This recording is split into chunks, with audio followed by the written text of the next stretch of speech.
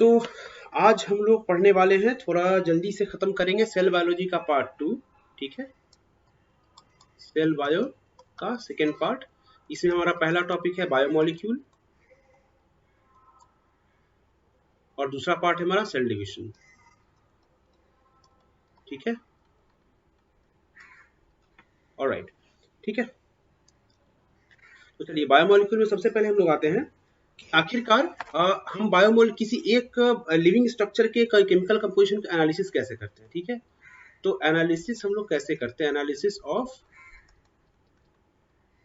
Living organism कैसे कर सकते हैं। ठीक है, एक है हमारे पास ऑर्गेनिक कंपाउंड्स के लिए और दूसरा हमारे पास इनऑर्गेनिक कंपाउंड्स के लिए। ठीक है, ऑर्गेनिक कंपाउंड्स को कैसे करेंगे, जो भी एसिड सॉल्युबल पूल होंगे। ठीक है, और दूसरा ये बर्नआउट करने के बाद, बर्नआउट करने के बाद। ठीक है, तो क्या करते हैं, लिविंग टिश्यू लेते हैं। ठीक है, लिविंग टिश्यू को अच्छे से चर्न करते हैं और चर्न करने के बाद हम लोग ट्राइक्लोरोएसिटिक एसिड मिक्स करते हैं, ट्राइक्लोरोएसिटिक एसिड। ठीक है, तो जो एसिड सॉल्युबल पूल होता है उसमें हमारे पास क्या क्या आएंगे। एसिड क्या है फ्रेंड्स, एसिड एक ऑर्गेनिक सॉल्वेंट है। ठीक है, तो जो भी हमारा ऑर्गेनिक कंपाउंड होगा ये हमारा यहाँ पे आएगा। इनऑर्गेनिक कंपाउंड में क्या क्या आएंगे हमारे पास, सोडियम है, पोटेशियम है, कैल्शियम है, मैग्नीशियम है।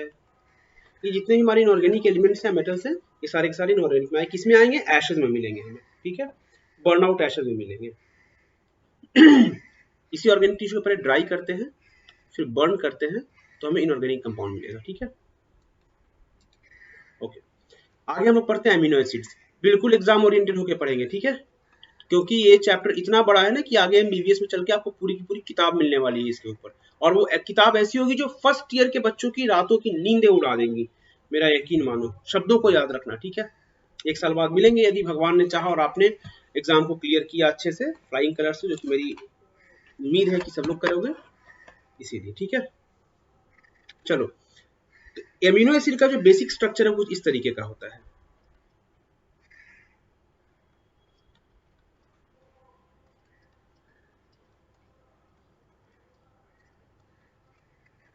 ठीक है, एक एमिनो ग्रुप होगा हमारा, एक हमारा एसिडिक ग्रुप होगा, एक हमारा आर ग्रुप होगा और एक हमारा हाइड्रोजन होगा। ठीक है, आर ग्रुप कुछ भी हो सकता है। ठीक है, यदि आर ग्रुप सिर्फ एक एच है तो ये हमारा सिंपलेस्ट एमिनो एसिड है, ग्लाइसिन। यदि एच की जगह CH3 है जो कि यहाँ पे है, ये हमारा है एलानिन। ठीक है, ये हुआ। तो यहाँ पे देखिए, ये अगर पॉजिटिव है तो ये नेगेटिव चार्ज कैरी करेगा।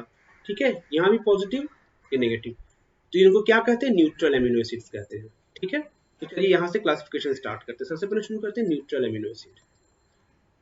ठीक है, नेगेटिवली चार्ज्ड। ठीक है, पॉजिटिवली चार्ज,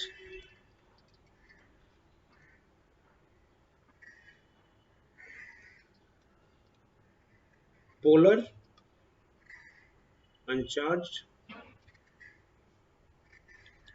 हेटेरोसाइक्लिक,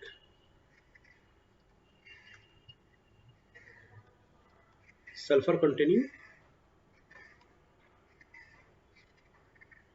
और सबसे लास्ट में पास आएगा एरोमेटिक। सिंपलेस्ट टू डिफिकल्ट चलते हैं। एरोमेटिक में क्या होगा, जो आर ग्रुप होगा वो एक एरोमेटिक हाइड्रोकार्बन होगा, एरोमेटिक हाइड्रोकार्बन होगा। एग्जांपल्स क्या हैं, बिल्कुल आपको एग्जांपल बस याद रखना है, बस सिर्फ नाम याद रखना है। ठीक है, फेनाइल एलानिन, ट्रिप्टोफान, टाइरोसिन। ठीक है, phenyl alanine, tryptophan and tyrosine. ठीक है, ये तीनों हमारे एरोमेटिक एमिनो एसिड हो गए। ठीक है, अब आते हैं न्यूट्रल एमिनो एसिड्स में। आपको मैंने बता दिया, एलानिन, ग्लाइसिन, ठीक है। नेगेटिवली चार्ज हमारे पास क्या होगा, 2 कार्बोक्सिलिक एसिड होंगे, ये हमारे इंटू 2 हो जाएंगे, ठीक है। तो एक कौन सा हमारा एस्पार्टेट या aspartic acid, glutamic acid, glutamate,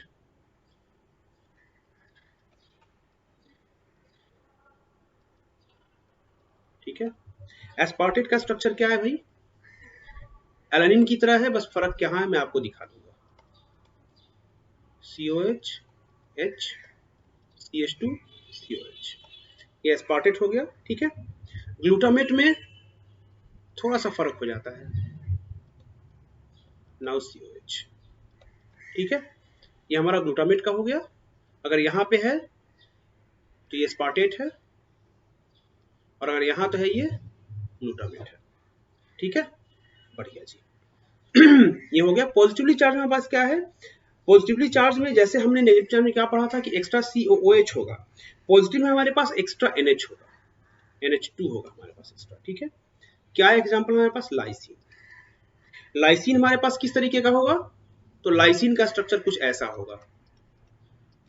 structure आपसे नहीं पूछा जाएगा, लेकिन वी नेवर नो, यदि एनसीईआरटी का कंटेंट है तो वी नेवर नो कि क्या पूछा जाएगा, ठीक है। यदि स्ट्रक्चर आता है तो एटलीस्ट आप रेडी होने चाहिए, ठीक है। एक्स्ट्रा प्लस है, पॉजिटिवली चार्ज होते हैं, ठीक है।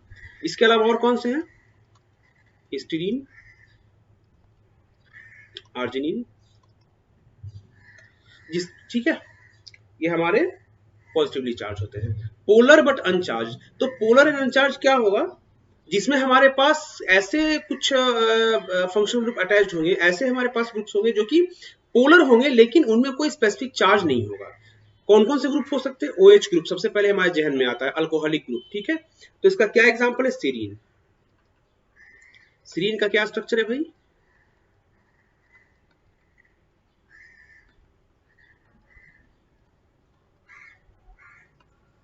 ठीक है, ये सीरीन है, ठीक है। हेट्रोसाइक्लिक अमीनो एसिड, हेट्रोसाइक्लिक हमारे पास जो नाइट्रोजन है वो एक रिंग स्ट्रक्चर में होता है। रिंग स्ट्रक्चर में कैसे, इसे थोड़ा सा आपको समझने की जरूरत है एक बार भी, ठीक है। तो हेटेरोसाइक्लिक एमिनो एसिड क्या होते हैं,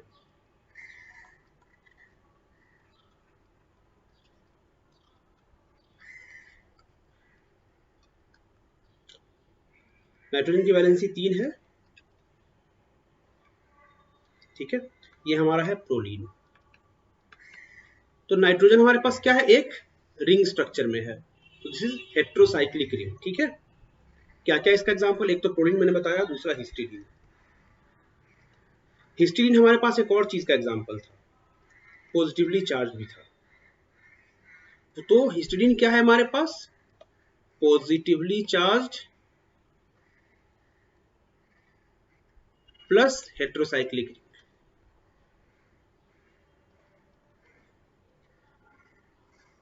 ठीक है। ऑलराइट, अंतिम कैटेगरी है हमारी सल्फर कंटेनिंग,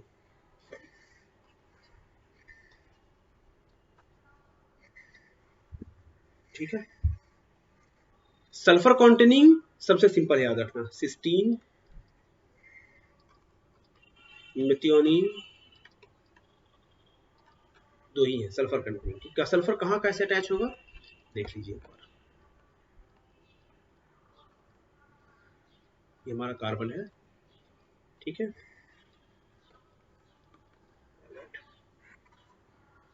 ठीक है, चलिए।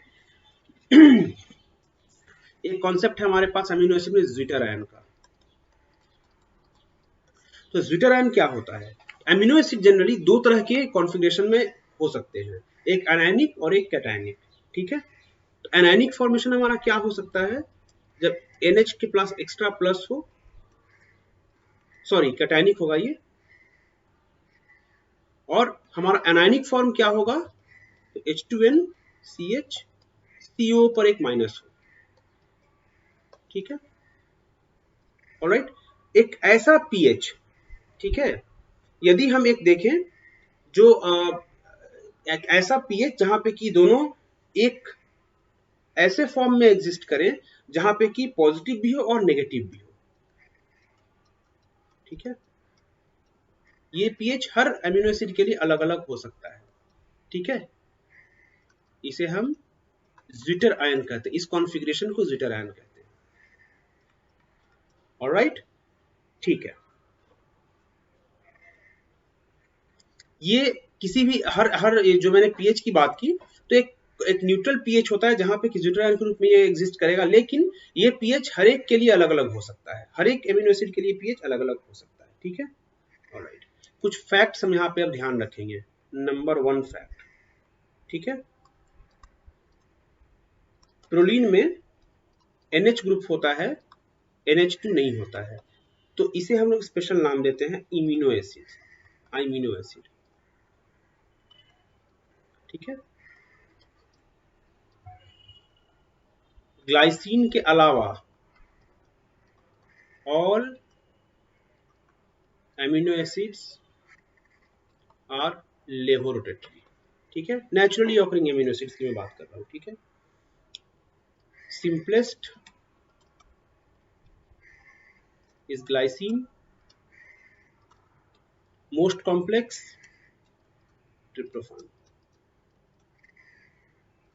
ठीक है। सारे अमीनो एसिड प्रोटीन में पार्टिसिपेट करेंगे, ठीक है, but non protein amino acid कौन कौन से हैं? नॉन प्रोटीन अमीनो एसिड्स, गाबा, ऑर्निथिन, सिट्रुलिन, ठीक है। ये नॉन प्रोटीन अमीनो एसिड होते हैं। क्वेश्चन पॉइंट, ठीक है। All amino acids are relevant, question point. Proline, question point. Simplest, question point, ठीक है।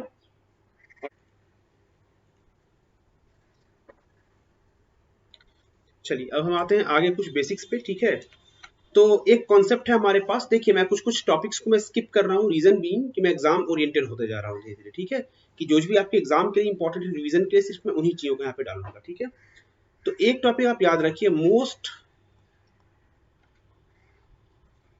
एबंडेंट ऑर्गेनिक मॉलिक्यूल कार्बोहाइड्रेट्स है, ठीक है। ये फैक्ट याद रखना, ठीक है। Sweetest of all, sweetest sugar fructose है, ठीक है। ओलिगोसैकेराइड्स का फंक्शन है cell recognition, attachment and as receptor molecules,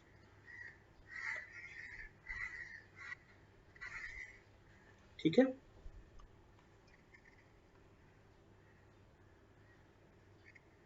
haemolymph में ट्रेहालोज होता है, ठीक है। ये सारे एग्जाम ओरिएंटेड फैक्ट्स हैं, इन सबको आपको याद रखना है, ठीक है। चलिए व्हाट आर मेटाबोलाइट्स, ठीक है। मेटाबोलाइट्स दो टाइप के होते हैं, एक को बोलते हैं हम लोग प्राइमरी मेटाबोलाइट्स, दूसरे को बोलते हैं सेकेंडरी मेटाबोलाइट्स, ठीक है। प्राइमरी मेटाबोलाइट्स क्या है? प्राइमरी मेटाबोलाइट्स है जो कि बेसिक मेटाबॉलिक प्रोसीजर्स के लिए हमारे इस्तेमाल होते हैं, which are required for basic metabolic processes directly involve, ठीक है। सेकेंडरी मेटाबोलाइट्स क्या होते हैं? बहुत से ऐसे बनते हैं जो कि in the formation of some other metabolites, जो इंटरमीडिएट्स बनते हैं, या फिर ऐसे कुछ होते हैं जिनका कि डायरेक्टली कोई इस्तेमाल नहीं होता, ठीक है। या जो ऐसे मेटाबोलाइट्स जो बनते हैं और भी सिक्रीट कर दिए जाते हैं, जैसे गम, रेजिन एंड ऑल, ठीक है। तो इनका कोई भी डायरेक्ट रोल नहीं होता, no direct role in growth, ठीक है। गम, रेजिन, रबर एटसेट्रा, ठीक है। ऑलराइट, सेकेंडरी मेटाबोलाइट्स में हमारे पास कुछ बहुत इंपॉर्टेंट चीजें हैं। आइसोप्रेनॉइड्स क्या आते हैं इसमें? Rubber, steroids, carotenoids, nitrogen containing, इसमें क्या आएंगे भाई, अल्कालॉइड्स, ग्लाइकोसाइड्स, ग्लूकोसाइनोलेट्स, ठीक है। फेनोलिक में क्या आएंगे हमारे पास, टैनिन, फ्लेवोनॉइड्स, लिग्निन, ईटीसी, ठीक है। एग्जांपल्स हैं ये सारे, question points, all are question point. Isoprenoids, phenols, nitrogen containing secondary metabolites, याद रखना है आपको, ठीक है। अब इसके बाद हम लोग बायो मैक्रोमोलिक्यूल्स में, जिसमें सबसे पहले हमें पढ़ना है प्रोटीन, ठीक है। प्रोटीन हमारा क्या है, protein actually 20 types of amino acid होते हैं। 20 एमिनो एसिड ऐसे हैं जो प्रोटीन का फॉर्मेशन करते हैं, ठीक है। एलानिन, सिस्टीन, जो मैंने आपको 3 बताया, गाबा, सिट्रिन, ऑर्निथिन, उन सब को छोड़ के बाकी जो एमिनो एसिड्स होते हैं वो प्रोटीन का फॉर्मेशन करते हैं, ठीक है। अब डिपेंड करता है कि प्रोटीन हमारे बॉडी में कहाँ कहाँ क्या क्या काम कर सकते हैं, ठीक है।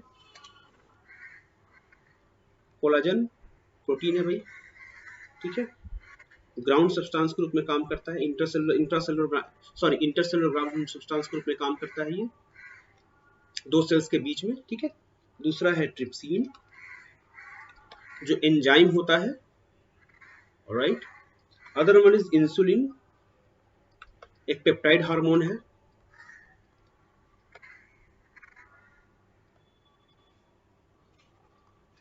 ग्लूट रिसेप्टर है, ग्लूट बहुत तरह के होते हैं, 1 2 3 4 एंड ऑल, ठीक है। एंटीबॉडी,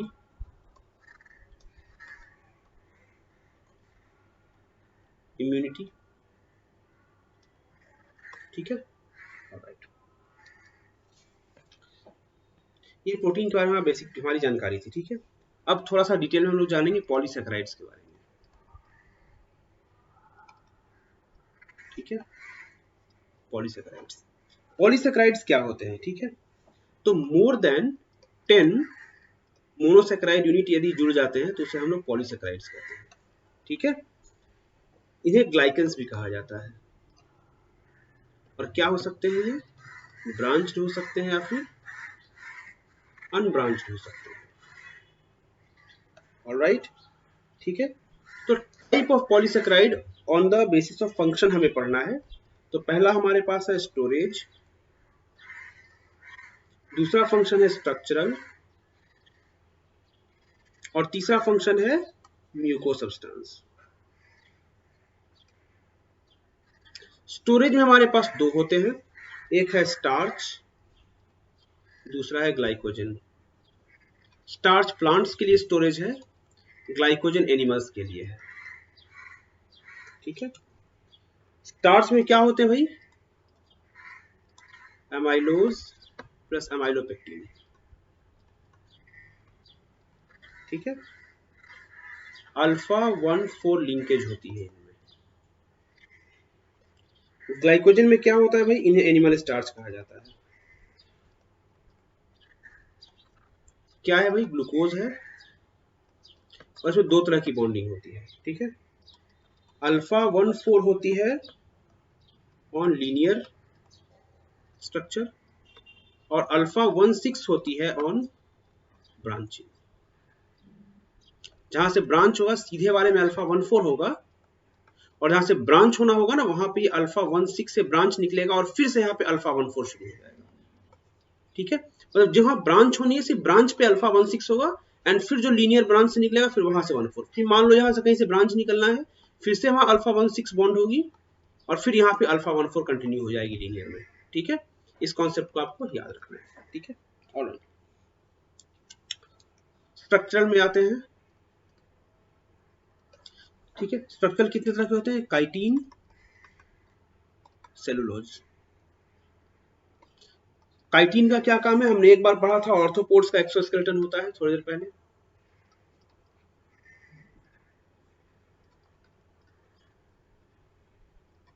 एक्सोस्केलेटन होता है, ठीक है। एन एसिटाइल ग्लूकोसामाइन, ठीक है, ये इसमें होता है, और 1,4 बीटा लिंकेज होती है। ये आपको याद रखना है फ्रेंड्स, थोड़ा सा यहाँ पे मगिंग अप है, ठीक है। ऑलराइट, सेलुलोज का क्या है भाई, वाटर इनसॉल्युबल होता है ये, ठीक है। बीटा 1,4 लिंकेज होती है, बीटा डी ग्लूकोज होता है इसका यूनिट, ठीक है। और ये क्या है, ये प्लांट के फाइबर में होते हैं, प्लांट फाइबर्स, ठीक है। कुछ प्रोटिस्टा भी पाए जाते हैं, ठीक है।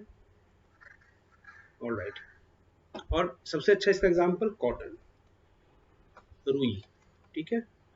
ऑलराइट, काइटिन और कहाँ पे हो सकते हैं, काइटिन फंगल सेल वॉल में हो सकते हैं, ठीक है। ऑलराइट, चलिए अब आते हैं म्यूको सब्सटेंस पे। म्यूको सब्सटेंस कितने तरह के होते हैं, म्यूकोपॉलीसैकेराइड एंड म्यूकोप्रोटीन्स, ठीक है। म्यूकोपॉलीसैकेराइड क्या है भाई, स्लाइमी सब्सटेंस होता है, ठीक है, जो एसिडिक या एमिनेटेड पॉलीसैकेराइड होते हैं, ठीक है। और basically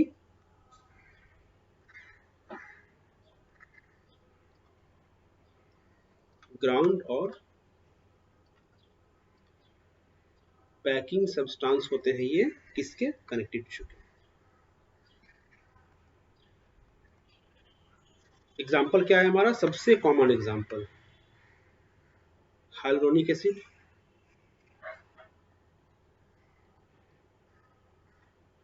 chondroitin sulphate and heparin. Alright, mucoprotein क्या है, कॉन्जुगेटेड फॉर्म होता है ये पॉलीसैकेराइड का प्रोटीन के साथ, जो क्या बनाते हैं, म्यूकस बनाते हैं। स्टोमक, नेजल सिक्रेशन जो सर्दियों में होता है वो, इंटेस्टाइन, वेजाइना, ठीक है। ये इसका कैरेक्टरिस्टिक क्या है भाई, एंटीबैक्टीरियल होता है, ठीक है, एंटीबैक्टीरियल प्रोटेक्टिव होता है बेसिकली। ऑलराइट, ठीक है, तो इन सारी चीजों का आपको याद रखना है, ठीक है। खास करके ये क्वेश्चन पॉइंट्स यहाँ पर, hyaluronic acid, chondroitin sulphate, heparin क्या होते हैं, म्यूकोपॉलीसैकेराइड होते हैं, ठीक है। और म्यूकोप्रोटीन्स का बेसिक काम क्या होता है, एंटीबैक्टीरियल होते हैं, ठीक है। कहाँ पे होते हैं, स्टोमक, नेजल, इंटेस्टिन, वेजाइना, आपके कहीं भी और जहाँ पे भी आपका कोई तरह का म्यूकस सिक्रेशन होता हो, इंटेस्टिन है, ठीक है, तो वहाँ पे ये प्रेजेंट होते हैं, ठीक है। ऑलराइट, ठीक है, अब हम लोग आते हैं स्ट्रक्चर ऑफ प्रोटीन्स पे।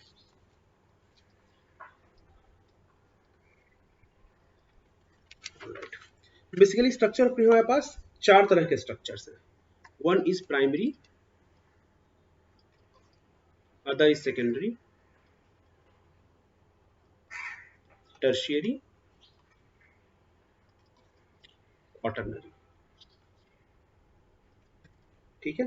प्राइमरी क्या है, लीनियर सीक्वेंस होता है, ठीक है, मोस्ट अनस्टेबल होता है, बहुत जल्दी समझेंगे चीजों को, ठीक है। सेकेंडरी हमारे पास दो तरह के होते हैं, अल्फा हेलिक्स होते हैं एंड बीटा शीथ होती है, ठीक है।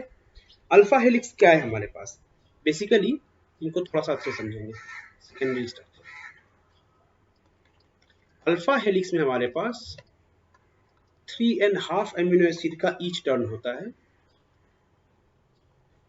ठीक है। इंट्रामोलिकुलर एच बॉन्डिंग होती है, हाइड्रोजन बॉन्डिंग होती है, ठीक है। एंड स्पाइरली पॉइंट चेन होते हैं, spirally coiled chain. Beta sheath क्या है, जिगजैग स्ट्रक्चर होता है, यहाँ इंटरमोलिक्यूलर होता है, ध्यान रहे, intermolecular H bond, example silk. ठीक है, यहाँ एग्जाम्पल क्या है हमारे पास, कीराटिन, मायोसिन, ट्रोपोमायोसिन। और आर क्वेश्चन पॉइंट्स ब्रो, और आर क्वेश्चन पॉइंट्स। सिल्क क्या है, बीटा शीट है। केराटिन, मायोसिन, ट्रोपोमायोसिन क्या है, अल्फा हेलिक्स। इसको ऐसे ही पूछा जा सकता है कि हमारे कॉन्ट्रेक्टाइल प्रोटीन जो है, what are they are contractile proteins. Contractile proteins क्या होते हैं, अल्फा हेलिक्स होते हैं। ठीक है, ऑलराइट। अब आते हैं टर्शियरी स्ट्रक्चर पे। टर्शियरी स्ट्रक्चर, टर्शियरी स्ट्रक्चर क्या है हमारा, स्फीयर, रॉड, फाइबर। ठीक है, इस तरह के डिफरेंट डिफरेंट टाइप के स्ट्रक्चर हमारे पॉलीपेप्टाइड्स फॉर्म करते हैं आपस में जुड़ के। ठीक है, इसमें कितने तरह के बॉन्ड्स होते हैं, पेप्टाइड बॉन्ड्स हो सकते हैं, हाइड्रोजन बॉन्ड्स हो सकते हैं, आयोनिक बॉन्ड्स हो सकते हैं, डाइसल्फाइड बॉन्ड्स हो सकते हैं। लिटरली यहाँ पे हर तरह के बॉन्ड्स पॉसिबल हैं। कोवेलेंट बॉन्ड्स हो सकते हैं, हर तरह के बॉन्ड्स पॉसिबल हैं, जो कि आप इसको कहीं भी देख सकते हैं। ठीक है, tertiary structures are comparatively very very stable. ठीक है, एंड जनरली 3D होते हैं, 3D स्ट्रक्चर होते हैं ये। ठीक है,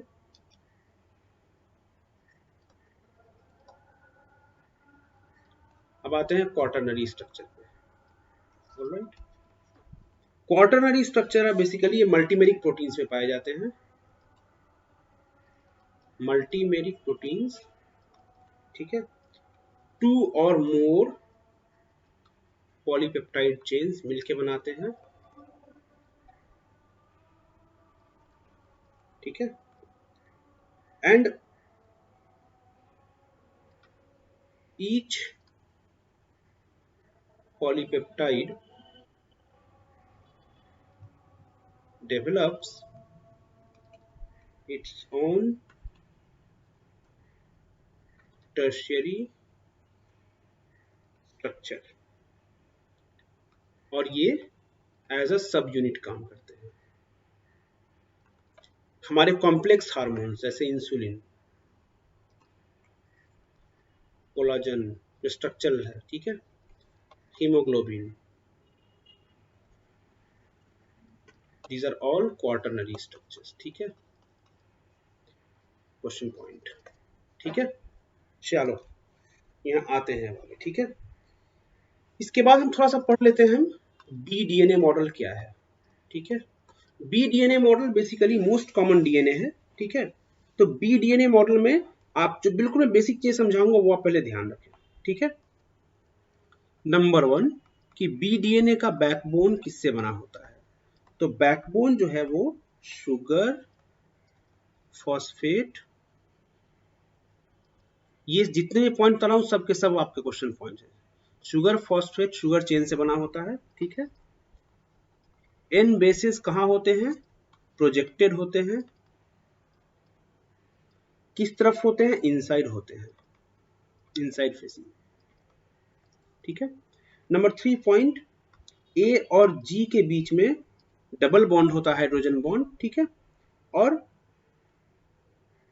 जी और सी के बीच में हमारे पास, सॉरी, ए और टी के बीच में डबल बॉन्ड होता है और जी और सी के बीच में ट्रिपल बॉन्ड होता है। ठीक है,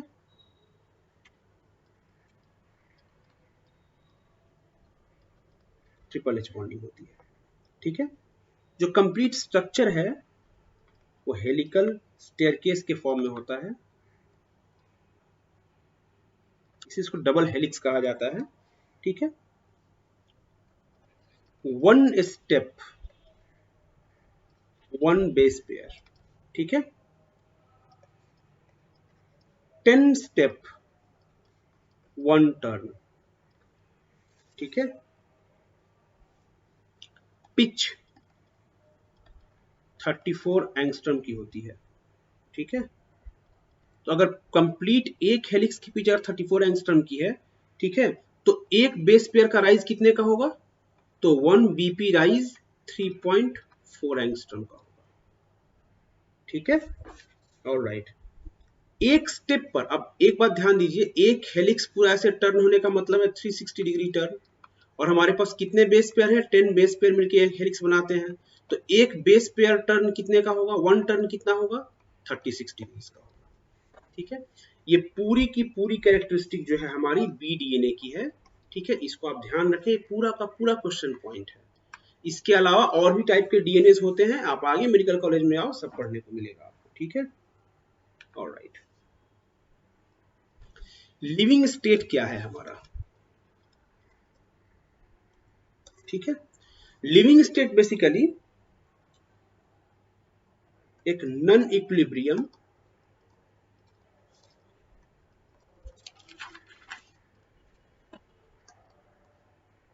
स्टेडी स्टेट होता है, क्योंकि यदि हमारा कोई लिविंग सिस्टम इक्विलिब्रियम में आ गया तो मतलब net reaction will be zero. ठीक है, तो ये चीज आप याद रखिएगा, ये क्वेश्चन पॉइंट है एनसीईआरटी का। ठीक है, अब सबसे इंपॉर्टेंट टॉपिक की ओर हम लोग आते हैं, जो है एंजाइम्स। ठीक है, एंजाइम की जो क्लासिफिकेशन है वो IUBMB द्वारा की जाती है, international union of biochemistry and molecular biology. कितने तरह के होते हैं, नंबर 1 है ऑक्सीडोरिलेक्टेज। ठीक है, आप इन्हें ऑथलिल से याद रख सकते हैं, OTHLIL, O फॉर ऑक्सीडोरिलेक्टेज। ठीक है, ऑक्सीडोरिलेक्टेज क्या करते हैं, या तो ऑक्सीजन को ऐड करेंगे, ठीक है, या फिर हाइड्रोजन को निकालेंगे, या फिर हाइड्रोजन को ऐड करेंगे, या फिर ऑक्सीजन को निकालेंगे। मतलब ऑक्सीडेशन एंड रिडक्शन का प्रोसेस जो है ये सारा करते हैं। ठीक है, ऑलराइट। टी का मतलब है ट्रांसफरेज, और माइंड इट की आपको इन्हीं कैटेगरीज के वाइज याद रखना है, आगे पीछे करके याद नहीं रखना आपको। ठीक है,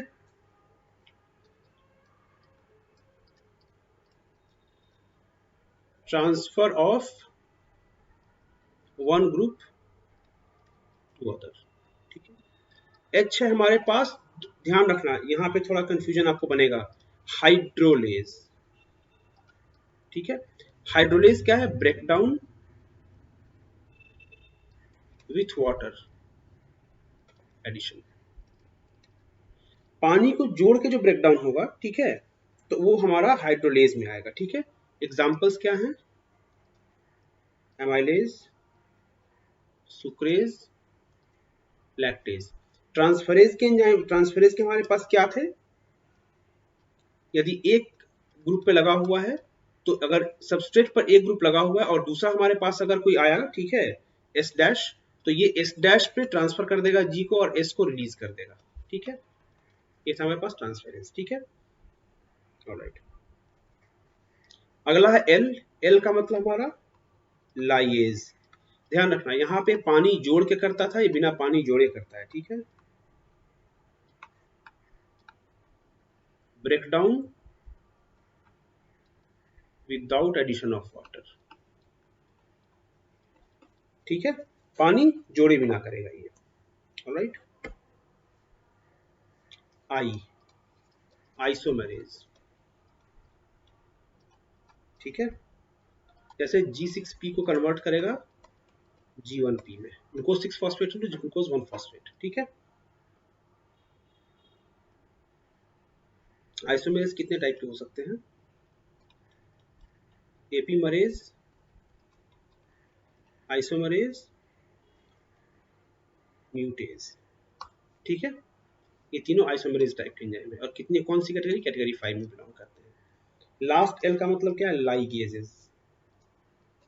लाइगेजेस क्या करेंगे, ज्वाइनिंग ऑफ टू सबस्ट्रेट्स। ठीक है, by utilising energy from hydrolysis. Hydrolysis करेंगे और वहां से एनर्जी निकलेगी, उसका इस्तेमाल करके दो सबस्ट्रेट्स को ऐड करेंगे। ठीक है, ऑलराइट। अब चलिए हम लोग सीधे सीधे कुछ आगे थोड़ा फास्ट फॉरवर्ड होते हैं और आते हैं हम लोग की केमिकल रिएक्शन आखिरकार कैसे कर पाता है। ठीक है, तो सबसे पहले एक एंजाइम है। ठीक है, कि एंजाइम सबस्ट्रेट कॉम्प्लेक्स बनाएगा।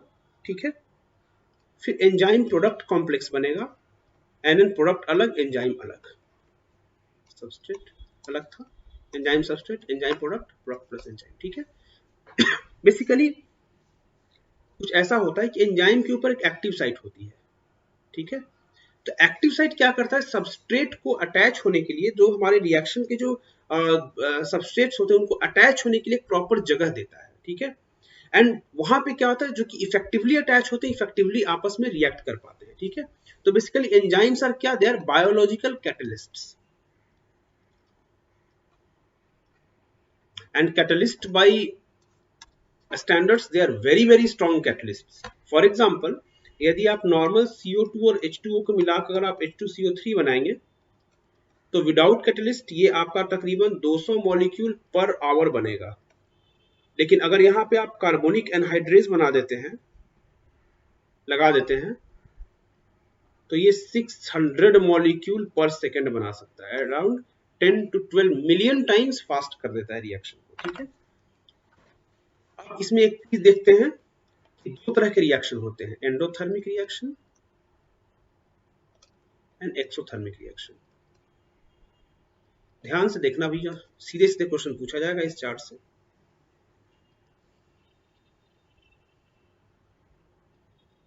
ठीक है, तो एंजाइम सबस्ट्रेट कॉम्प्लेक्स जो होता है, ठीक है, ट्रांजिशन स्टेट जो होता है, इसकी एनर्जी सबस्ट्रेट से ज्यादा होती है, ठीक है। अब ये कितनी ज्यादा होती है, इसके आधार पर हम लोग डिसाइड करते हैं कि ये एंडोथर्मिक है, एक्सोथर्मिक है। एंड प्रोडक्ट की एनर्जी सबस्ट्रेट के मुकाबले कहां है, दो चीजें हैं, एंजाइम सबस्ट्रेट कॉम्प्लेक्स की एनर्जी सबस्ट्रेट से कितनी ज्यादा है और प्रोडक्ट की एनर्जी सबस्ट्रेट से कितनी कम है। ये पूरे के पूरा रिलेशन हम लोग यहाँ पे समझने की कोशिश करेंगे, ठीक है। तो जो एंडोथर्मिक रिएक्शन है, एंडो का मतलब ये हीट एब्जॉर्ब करेगा, मतलब यदि शुरू में गर्मी थी तो बाद में टेम्परेचर कम होएगा, ठीक है। तो मान के चलो सबस्ट्रेट का कुछ एनर्जी यहाँ पे थी, ऊपर गया ट्रांजिशन स्टेट, एनर्जी बढ़ी और प्रोडक्ट में एनर्जी इसकी घट गई, ठीक है। इस वाले पार्ट को हम लोग बोलते हैं this one, this is called activation energy,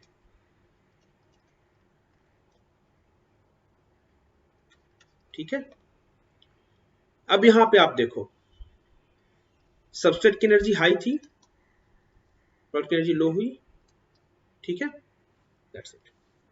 ये हमें एंडोथर्मिक रिएक्शन हुआ, ठीक है, ये एंडोथर्मिक रिएक्शन है। एक्सोथर्मिक क्या है भाई, ये हमारा सबस्ट्रेट है, ट्रांजिशन स्टेट,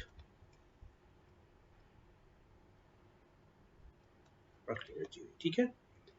अब हमारी एक्टिवेशन एनर्जी यहां पर ये,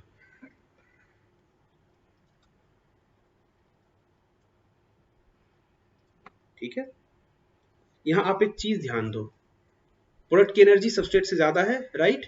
एक्टिवेशन एनर्जी के लिए हमें बाहर से हीट देनी पड़ेगी, क्यों, क्योंकि यह उतनी नहीं है, इसकी एनर्जी कम है और यहां तक पहुंचने के लिए आपको प्रोडक्ट की एनर्जी यहाँ पे है, तो इसे एनर्जी देने के लिए आपको बहुत ज्यादा हीट की जरूरत पड़ेगी, जिसे एक्टिवेशन एनर्जी बोलते हैं, ठीक है। तो आपको अलग से हीट प्रोवाइड करनी पड़ेगी क्योंकि इसकी एक्टिवेशन एनर्जी बहुत ज्यादा है, ठीक है।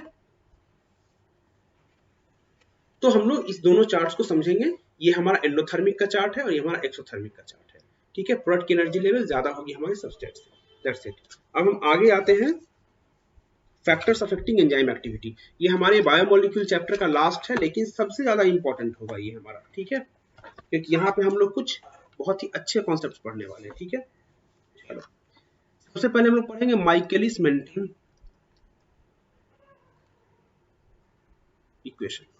तो क्या होता है भाई, तो V equal to Vmax into substrate by Km plus substrate.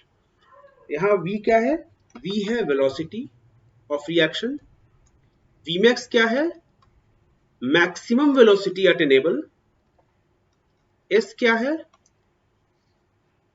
Substrate concentration. तो Km क्या है, Km को हम लोग कहते हैं माइकलिस मेंटन कांस्टेंट।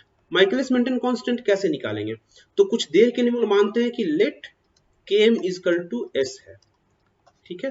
तो V is equal to Vmax into S by 2S, S S cancel, तो V equal to V max by 2, ठीक है। V equal to V max by 2। तो हम लोग यहाँ से ही डेफिनेशन निकालते हैं कि Km क्या है, the concentration of substrate at which the velocity of reaction is half the maximum velocity। Alright, बिल्कुल सीधा, very very important question point, ठीक है। चलिए अब आते हैं हम लोग अगले पॉइंट पे, इनहिबिशन। एक पॉइंट मैं यहाँ पे और बता दूं, ठीक है, कि होता क्या है कि एक लॉ है हमारा कि एवरी 10 डिग्रीज के राइज पे हमारा जो रेट ऑफ इक्वेशन है वो ऑलमोस्ट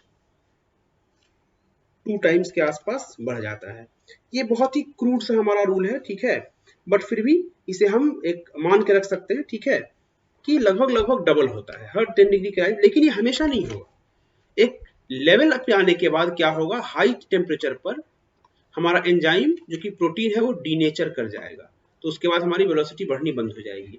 और एक बहुत ही लो टेम्परेचर चले जाने के बाद, ठीक है, due to reduced motion of molecules, reduced movement, ठीक है, मूवमेंट घट जाएगी, इसीलिए उसके बाद हमारा जो है वो काम करना बंद कर देगा, ठीक है। सो दैट इज वाई कि लो टेम्परेचर पे भी काम नहीं करेगा एंड हाई टेम्परेचर पे भी हमारा काम नहीं करेगा, ठीक है। यहाँ मॉलिक्यूल हम स्पीड, मॉलिक्यूलर स्पीड घटेगी, उसके चलते हाई पे डीनेचर हो जाएगा उसकी वजह से, ठीक है। चलिए अब इनहिबिशन ऑफ एंजाइम्स पे आते हैं। ये एक इंपॉर्टेंट कॉन्सेप्ट है जो कि आपके एग्जाम में सीधे सीधे पूछा जा सकता है। 3 तरह के होते हैं, competitive, non competitive, allosteric, sorry, competitive, non competitive, allosteric, ठीक है। कॉम्पिटिटिव का क्या मतलब है भाई, ये हमारा एंजाइम का साइट था, आया अटैच हो गया, ठीक है, और ये जो हमारा सबस्ट्रेट था अभी अटैच नहीं हो पाया। लेकिन यदि हम सबस्ट्रेट की संख्या बहुत ज्यादा बढ़ा दें, बहुत ज्यादा बढ़ा दें, तो अल्टीमेटली इसको डिस्प्लेस करके अटैच हो जाएगा, तो क्या है, ये रिवर्सिबल होता है, ठीक है। नॉन कॉम्पिटिटिव की खासियत क्या है, कॉम्प्लेक्स फॉर्मेशन होता है, ठीक है, इसके साथ एक कॉम्प्लेक्स फॉर्मेशन होता है, या तो सबस्ट्रेट साइड पे या तो कहीं और, ठीक है, और ये इस एंजाइम को काम करने योग्य नहीं छोड़ता, ठीक है। Other side, other than active site, sorry, यहाँ अदर देन एक्टिव साइट ये अटैच होगा और इस एंजाइम को काम करने के योग्य ही नहीं छोड़ेगा, ठीक है। तो ये क्या हुआ हमारा नॉन कॉम्पिटिटिव, क्योंकि ये कॉम्पीट नहीं कर रहा है, ठीक है। एलोस्टेरिक में क्या होगा, एलोस्टेरिक साइट एक डिफरेंट साइट होती है, जैसे ही वहां पे अटैच होएगा, ठीक है, उसी तरीके से इसका जो अटैचमेंट साइट है ना, जैसे यहाँ पे एलोस्टेरिक इन्वर्टर, इसका स्ट्रक्चर चेंज हो गया, स्ट्रक्चर चेंज हुआ तो ये कंप्लीटली अनफिट हो गया, अनफिट फॉर सबस्ट्रेट, ठीक है, ओके। बेसिक 3 चीजें हैं, ठीक है, आपसे इससे ऊपर चीजें नहीं पूछी जाएंगी, ठीक है। माइकलिस मेंटन कांस्टेंट याद रखना है, एंजाइम एंजाइम को एक्टिविटी, एंजाइम की जो एक्टिविटी है एंडोथर्मिक एक्सोथर्मिक याद रखनी है, और आपको कॉम्पिटिटिव, नॉन कॉम्पिटिटिव, एलोस्टेरिक, ये तीनों का बेसिक फंक्शन याद रखना है, ठीक है। ऑलराइट, इसके बाद हम लोग आते हैं अगला कॉन्सेप्ट है कोफैक्टर्स का, ठीक है। तो एक होते हैं प्रोस्थेटिक ग्रुप्स,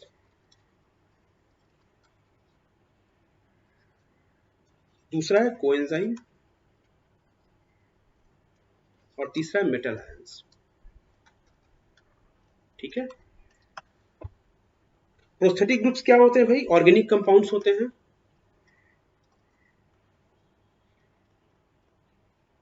ठीक है, बाउंड टू एपोएंजाइम,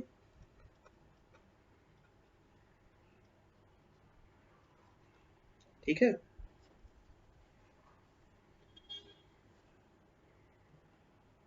कोएंजाइम्स क्या होते हैं भाई, ये भी ऑर्गेनिक एंजाइम होते हैं, लेकिन ये ट्रांजिएंट बाइंडिंग होती है इनकी, only during catalysis, for example क्या है हमारे पास NAD NADP, ठीक है। मेटल आयंस हमारे क्या है, कुछ एंजाइम्स जैसे कार्बोक्सी पेप्टाइडेज, इनमें जिंक का इस्तेमाल होता है, ये क्वेश्चन पॉइंट है, ठीक है। यदि ये जिंक से बाइंड करते हैं तो ये अपना काम कर पाते हैं, ठीक है। तो इन्हें हम मेटल आयंस कहते हैं, ये भी एक कोफैक्टर की तरह काम करता है, ठीक है। तो बेसिकली आपको इसमें बहुत बेसिक जानकारी चाहिए होती है, आगे कोफैक्टर्स आपको बहुत से पढ़ने को मिलेंगे, ठीक है। लेकिन फिलहाल के लिए हमारा जो बायोमोलिक्यूल का चैप्टर है वहीं पे खत्म होता है, ओके। तो चलिए अब हम अगले चैप्टर की ओर बढ़ेंगे, जिसमें हम लोग पढ़ेंगे सेल डिवीजन।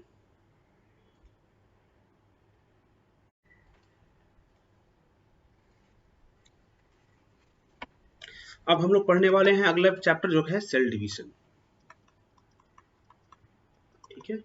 सेल डिवीजन में जो हम लोग एग्जाम ओरिएंटेड पॉइंट्स पढ़ेंगे वो है फेजेस, माइटोसिस, मियोसिस। मियोसिस में जनरली हम मियोसिस पार्ट 1 को देखेंगे कि meiosis part 2 is as same as mitosis, ठीक है। तो हम लोग इतनी चीजों को हम लोग देखते हैं, ठीक है। ऑलराइट, ठीक है। सबसे पहले आते हैं फेजेस में। सेल साइकिल में हमारे पास 3 फेज होते हैं, okay. Number 1 is interphase, sorry, number 1 is interphase, 2 phases होते हैं, and number 2 is M phase, इसे हम लोग माइटोसिस फेज कहते हैं। यहाँ पे एक्टिव डिवीजन होता है, एक्टिव डिवीजन। इंटरफेज में हमारे पास क्या होते हैं, सबसे पहले G1 या गैप 1 कहते हैं इसको, देन S फेज और synthesis phase, and then G2 और गैप 2 फेज, ठीक है। गैप 1 फेज में जनरली हमारा mitosis, it is the gap between previous mitosis and DNA synthesis के बीच का फेज होता है, क्वेश्चन पॉइंट, ठीक है। एस फेज में क्या होता है हमारा, DNA सिंथेसिस होता है, DNA रेप्लिकेशन होता है। तो यदि हमारा इसके पहले यदि सपोज करें DNA C है तो ये अब 2C हो जाएगा, क्यों, क्योंकि हमें माइटोसिस में सेल को डिवाइड करना है। तो दोनों सेल में अगर एक बार C रहेगा, मान लीजिए 10 DNA है तो 5-5 DNA तो जा नहीं सकता, दो माइटोसिस में दोनों में इक्वल डिवीजन होता है, ठीक है। तो इस कंडीशन में हमारे पास C से 2C होना पड़ेगा सबसे पहले, ठीक है। इसके बाद आता है G2 फेज। G2 फेज में प्रोटीन सिंथेसिस होती है, जो कि प्रिपरेशन है फॉर माइटोसिस के लिए, ठीक है। एम फेज को हम याद रखेंगे पीमैट से, PMAT,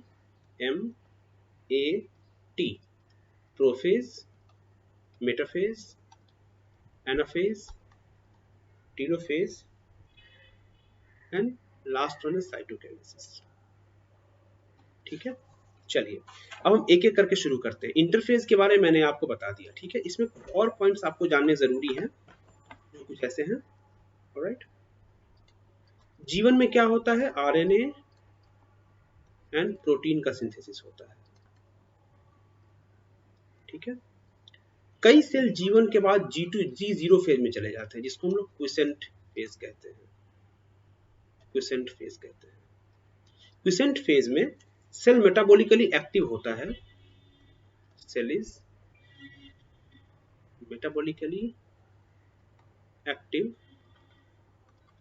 but not dividing. Example हमारे पास क्या है, cardiac cells, very very metabolic active but divide नहीं करते हमेशा, ठीक है। यदि कभी ऐसा जरूरत पड़े कि इन लोगों को डिवाइड करके नए सेल बनाने हो तो ये G2 क्विट करके फर्दर प्रोसीड कर जाते हैं, फर्दर प्रोसीड करते हैं इफ रिक्वायर्ड, ओके, राइट। अब आते हैं हम लोग एम फेज पे। एम फेज का जो पहला फेज है वो है प्रोफेज। थोड़ा सा हम एच फेज के बारे में जान लें। एच फेज में DNA सिंथेसिस होती है, DNA रिप्लिकेशन होता है बेसिकली, ठीक है। तो DNA का कंसंट्रेशन यदि C है तो वो 2C होता है, but thing is chromosome same होते हैं। यदि किसी के पास n नंबर ऑफ क्रोमोसोम है डिप्लॉयड में, तो वो 2n ही रहेंगे, वो 4n नहीं होंगे, डीएनए बढ़ेगा। ठीक है, आप इसको ऐसे समझो कि यदि आपके पास एक पेन है, एक पेन सेट जिसमें कि 2 पेन है, ठीक है, तो आपने दूसरा पेन सेट खरीद लिया, तो आपके पास पेन के सेट कितने हो गए? 2 हो गए। लेकिन क्या आपके पास एक सेट पे पेन की संख्या बढ़ी? नहीं। तो ये जो पेन का सेट है, ये हमारा क्रोमोसोम है, और जो हमारा ये कंप्लीट एक पेन सेट है, ये हमारा डीएनए है। ठीक है, तो डीएनए 1 से 2 हो गए, लेकिन हमारा जो क्रोमोसोम है वो 2n का 2n रहा। ठीक है, क्रोमोसोम हमारा 46 का 46 ही रहेगा। ऑलराइट, ये हटने बढ़ने वाला नहीं है। ऑलराइट, ठीक है। अब आते हैं हम लोग प्रोफेज पे, द फर्स्ट वन, प्रोफेज। ठीक है, प्रोफेज का क्या है भाई? तो G2 के बाद ये फर्स्ट स्टेज होता है हमारे सेल डिवीजन का। ठीक है, जो न्यूली फॉर्म्ड डीएनए होते हैं, ठीक है, वो डिस्टिंक्ट नहीं होते, इनडिस्टिंक्ट होते हैं, मतलब पहचाने नहीं जा सकते। ठीक है, प्रोफेज का मार्क, प्रोफेज की स्टार्ट कैसे होती है? ठीक है, इनिशिएशन ऑफ क्रोमोसोमल कंडेंसेशन से। ऑलराइट, क्रोमोसोम्स अनटैंगल्ड होते हैं, ठीक है, ड्यूरिंग क्रोमैटिन कंडेंसेशन, और सेंट्रोसोम, जो कि एस फेज में सेंट्रोसोम का डुप्लीकेशन हुआ था,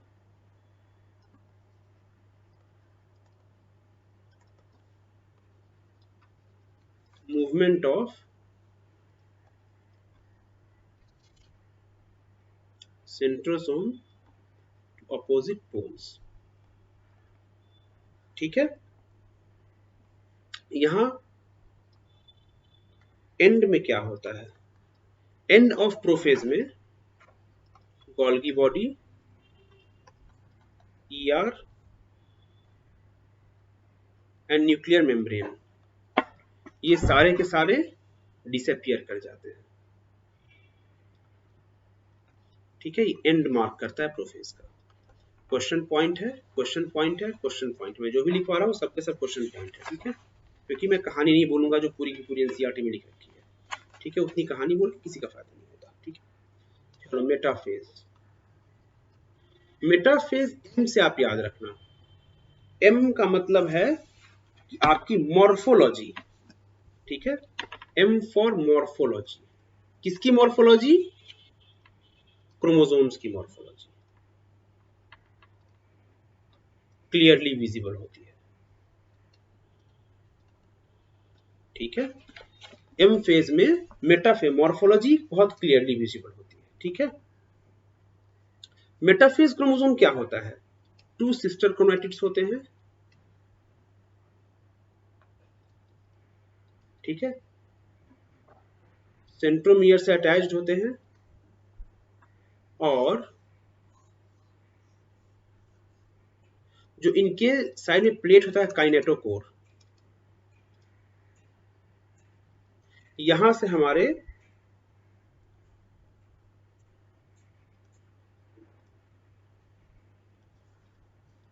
स्पिंडल फाइबर्स का अटैचमेंट होता है। स्पिंडल फाइबर कहां से आएंगे?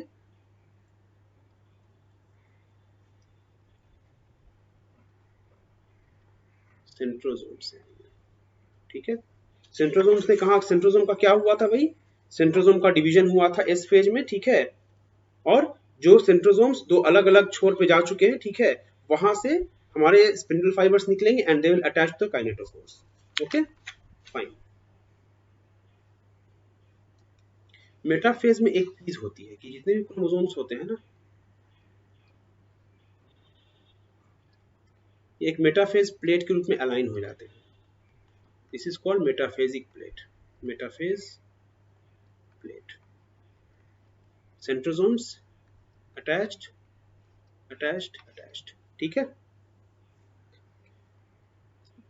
नंबर 1 चीज मैंने बता दिया आपको, काइनेटोकोर से अटैच होंगे। ठीक है, एंड नंबर 2 बात क्या है? इस क्रोमोसोम्स इक्वेटर पे मूव करते हैं, ठीक है, और एक मेटाफेजिक प्लेट बनाते हैं। इसके बाद का फेज आता है एनाफेज।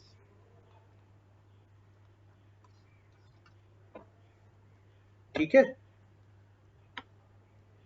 अब एनाफेज में क्या होता है कि जो हमारा क्रोमोसोम जो अभी तक अटैच हुआ था सिस्टर क्रोमैटिड्स, ठीक है, वो दो डाउटर क्रोमैटिड्स में सेपरेट हो जाता है।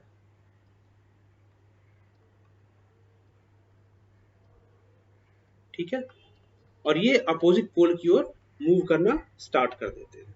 ठीक है, यहां पे हम क्या देख सकते हैं, वहां हमने मॉर्फोलॉजी, यहां हम क्या देख सकते हैं, shapes of chromosome are clearly visible. J shape है, एल शेप है, वी शेप है, आई शेप है। ठीक है, ये हम लोग क्लियरली देख सकते हैं कि किस तरह का है, सब मेटासेंट्रिक, मेटासेंट्रिक, टेलोसेंट्रिक, एक्रोसेंट्रिक, ये हम यहाँ पर देख सकते हैं शेप ऑफ क्रोमोसोम। ठीक है, ऑलराइट। अगला चीज है टेलोफेज। ठीक है, बिगिनिंग ऑफ टेलोफेज कहां से शुरू होती है, रेस्पेक्टिव पोल्स पे जा चुके होते हैं हमारे क्रोमोसोम्स, रेस्पेक्टिव पोल्स पे क्रोमोसोम्स जा चुके होते हैं। ठीक है, लूज इंडिविजुअलिटी, अपना स्ट्रक्चर जो हमने अब तक देख पा रहे थे बहुत अच्छे से, वो खत्म हो चुका, वो जा चुका होता है। ठीक है, न्यूक्लियर इन्वेलप आना शुरू कर देता है, न्यूक्लियोलस, गोल्गी कॉम्प्लेक्स या फॉर्म कर जाते हैं। ठीक है, ऑलराइट, ये सारे कैरेक्टरिस्टिक है जो कि टेलोफेज को मार्क करते हैं। ठीक है, साइटोकाइनेसिस हमारे पास दो तरीके का हो। साइटोकाइनेसिस का मतलब होता है सेल का division, final division. Animal cell में थोड़े अलग तरीके से होता है, प्लांट सेल में थोड़े अलग तरीके से होता है। एनिमल सेल में क्या है, ये सेल है, ये फरो बनना शुरू हुआ, मिलके दोनों ने काट दिया, तो ये बाहर से अंदर की ओर होता है। ठीक है, एंड प्लांट्स में क्या होता है, प्लांट्स में बेसिकली एक सेल प्लेट का फॉर्मेशन होता है। ठीक है, और सेल प्लेट मिडिल लैमेला को प्रेजेंट करता है, और ये फिर ग्रो होकर दोनों तरफ हमारे सेल को डिवाइड कर देता है। यहाँ पे हमें एक और टर्म जानना है जिसको बोलते हैं एमाइटोसिस। ठीक है, ये देखने को किसमें मिलेगा, पैरामीशियम में। ठीक है, डायरेक्ट डिवीजन जिसमें न्यूक्लियस की स्प्लिटिंग होगी एंड देन साइटोप्लाज्म की स्प्लिटिंग होगी। ठीक है, इस मेथड में क्या होता है, न्यूक्लियस जो है इलोंगेट होता है बीच में, ठीक है, और दो न्यूक्लियाई का फॉर्मेशन करता है। ठीक है, इसके बाद साइटोप्लाज्म का कॉन्स्ट्रिक्शन होता है एंड देन दो अलग अलग जीव बन जाते हैं। ठीक है, तो ये पैरामीशियम में होता है। ठीक है, ऑलराइट, अब आते हैं अगले टॉपिक पर जो है मियोसिस। ठीक है, मियोसिस में हम लोग मियोसिस पार्ट 1 को पढ़ेंगे, क्योंकि एग्जाम के लिए आपका रिवीजन है, तो मियोसिस पार्ट 1 ही हम यहाँ पे कवर करेंगे, because meiosis part 1 is a reductional division. ठीक है,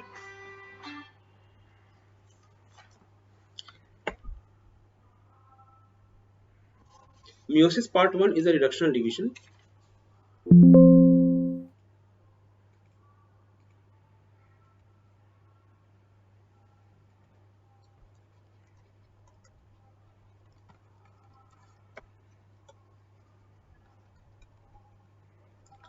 लेकिन मियोसिस जो पार्ट 2 होता है, it is just like mitosis. ठीक है, चलिए, तो मियोसिस में क्या होता है, क्या फीचर, बेसिक फीचर्स हमारे पास क्या है। ठीक है, तो दो cycle of nuclear and cell division, but one cycle of DNA replication. समझ में आया मैं क्या बोल रहा हूं, एक बार डीएनए सी से 2C हुआ, 2C से मियोसिस 1, 2C से आपका एक सिंगल टाइम गया, ठीक है, वहां से C हुआ, फिर C से C/2 हो गया, ठीक है। तो this is how the reductional division is actually taking place, ठीक है।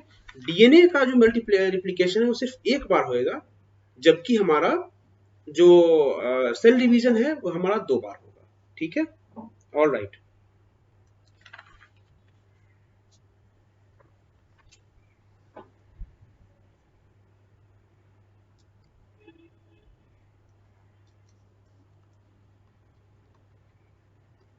Meiosis 1 is actual reduction division, ठीक है।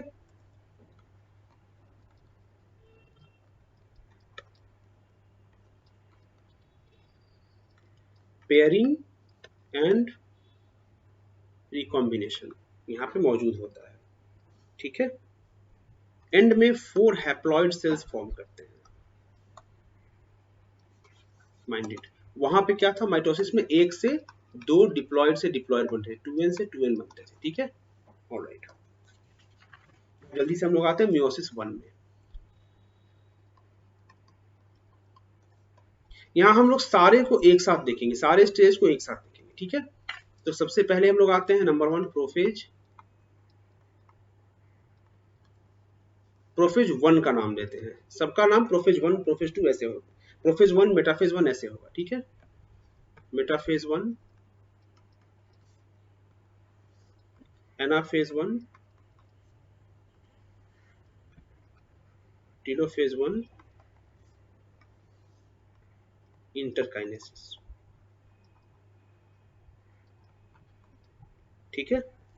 ऑलराइट, प्रोफेज 1 के पार्ट क्या है, तो इसका हमारे पास है LZPD, leptotene, zygotene, pachytene, diplotene, ठीक है। थोड़ा सा आते हैं हम और पढ़ते हैं लेप्टोटीन के बारे में, ठीक है। बहुत ही क्लियर एंड क्लियर डिमार्केशन से ध्यान रखेंगे, ठीक है। लेप्टोटीन में होता है compaction of chromosomes,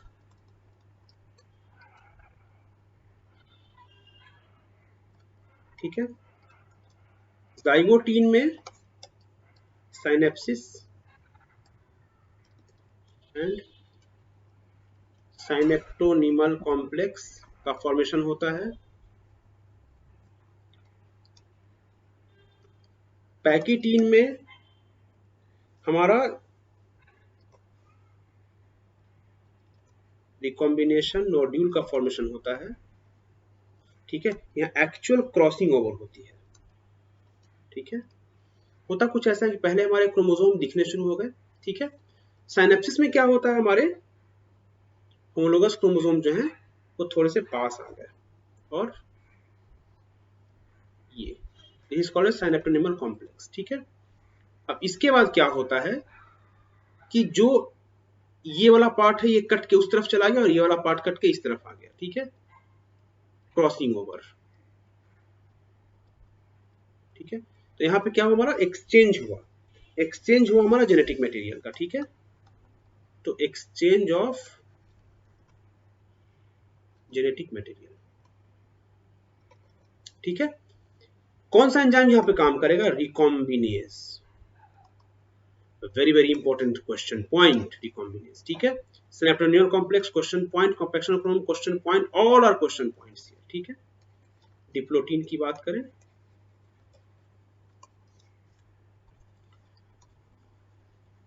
dissolution of synaptonemal complex number 1, ठीक है।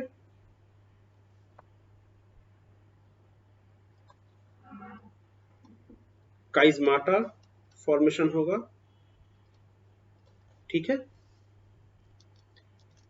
oocytes में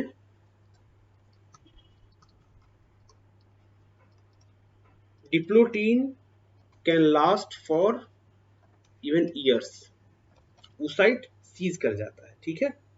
ऑलराइट, एक फैक्ट और जान लें, लेप्टोटीन को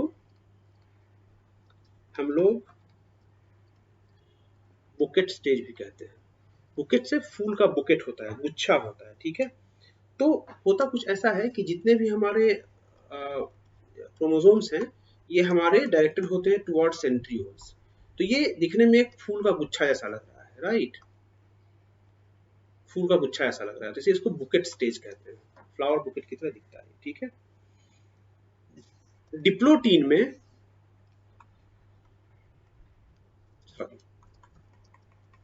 डिप्लोटीन में डिप्लोटीन में हमें लैंप ब्रश क्रोमोसोम्स देखने को मिलेंगे। तो क्या है? डिकॉन्डेंस्ड डिप्लोटीन क्रोमोसोम्स है, ठीक है। डायाकाइनेसिस क्या है? ठीक है, फाइनल स्टेज प्रोफेज 1 का। क्या होता है इसमें भाई? टर्मिनलाइजेशन ऑफ काइस्मा, काइस्मा जो है वो काइस्मा टूट जाता है, ठीक है। इसके बाद न्यूक्लियस डिसअपियर करता है, ठीक है। और diakinesis basically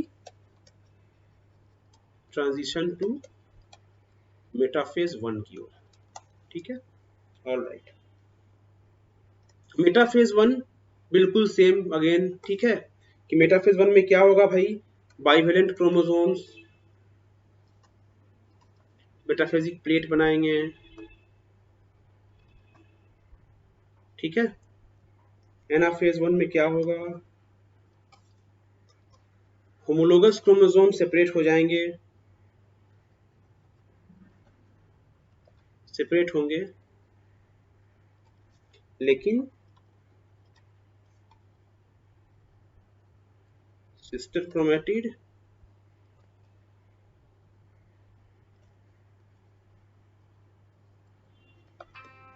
attached to centromere, okay, alright.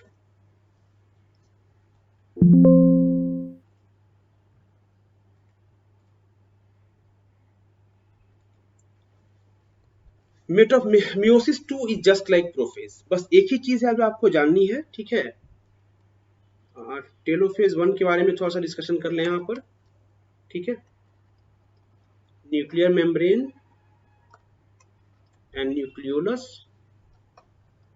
Reappear करते हैं, ठीक है। एंड इंटरकाइनेसिस यहाँ पे एक होता है, इंटरकाइनेसिस, ठीक है। ये बेसिकली एक दो मियोसिस के बीच का फेज होता है, ठीक है। No DNA replication,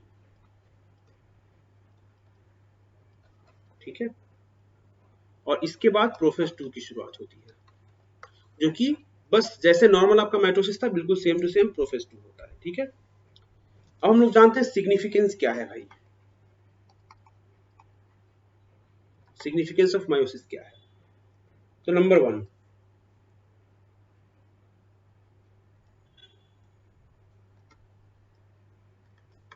genetic variability को मेंटेन रखता है। कैसे भाई? एक्सचेंज ऑफ जेनेटिक मटेरियल होता है हमारे होमोलोगस क्रोमोसोम्स के बीच में, ठीक है। And haploid, half of the chromosomes को transfer, half of the genetic material को ट्रांसफर किया जाता है और दूसरा हाफ दूसरे गैमेट से आता है। तो ये जेनेटिक वेरिएबिलिटी को हमारा सपोर्ट करता है, ठीक है। Formation of gametes,